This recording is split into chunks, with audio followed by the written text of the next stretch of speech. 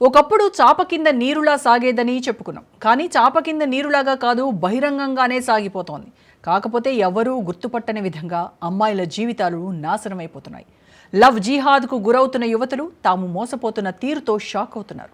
తమను తామే క్షమించుకోలేని విధంగా దారుణాలను ఎదుర్కొంటున్నారు.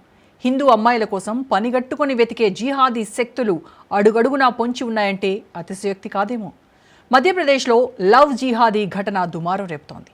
మత మార్పిడికి నిరాకరించిందనే కోపంతో ప్రియురాలిని హత్య చేశాడు ఓ ముష్కరుడు. కసితీరా పొడిచి చంపేశాడు. మధ్యప్రదేశ్లోని నేపానగర్ పరిధిలో దారుణం. మతం మార్చుకోనందని యువతి హత్య. ఇంట్లోకి చొరబడి గొంతు కోసిన ముష్కరుడు. ఇస్లాం మతంలోకి మారేందుకు, వివాహం చేసుకునేందుకు నిరాకరించినందుకు 35 ఏళ్ల మహిళను అత్యంత దారుణంగా హత్య చేశాడో వ్యక్తి.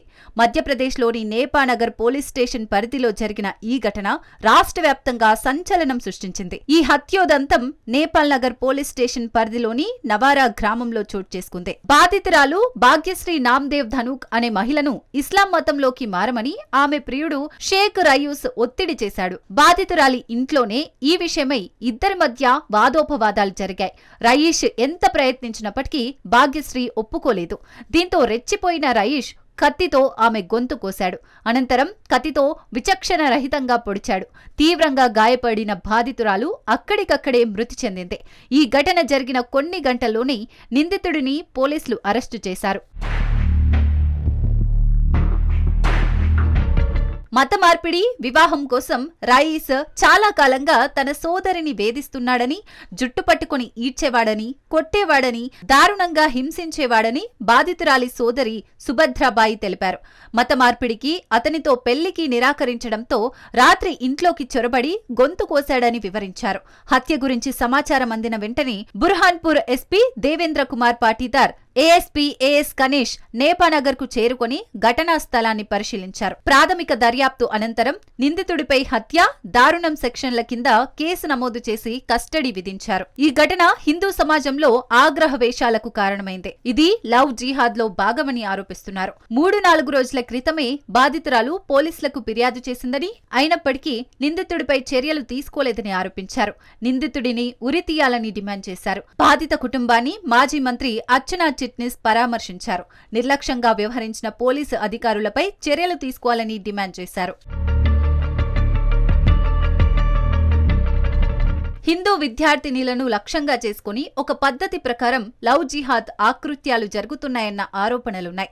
ప్రేమ పేరుతో ఇస్లాం మత మార్పిడికి పాల్పడే లవ్ జిహాద్ దాష్టికాలు ఇంకా చాలా చోట్ల చోటు చేసుకుంటూనే ఉన్నాయి. హిందూ అమ్మాయిలను వలలో వేసుకుని నానా హింసలకు గురి చేస్తున్న అనేక సంఘటనల్లో కొన్ని బయటపడుతున్నాయి, మరికొన్ని గోప్యంగా ఉండిపోతున్నాయి. వయసుతో సంబంధం లేకుండా అన్ని వయసుల వారు జిహాద్ వలలో చిక్కుకుంటున్నారు. 14-16 ఏళ్ల పిల్లలున్న వితంతువు కూడా ఈ ఉచ్చులో పడ్డారు.